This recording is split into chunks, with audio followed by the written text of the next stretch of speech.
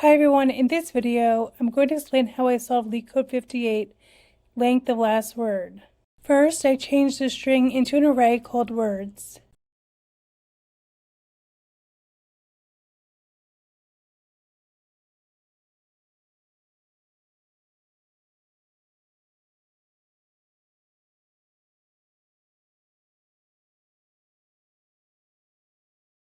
Next, I used the filter method to remove any empty strings from the words array.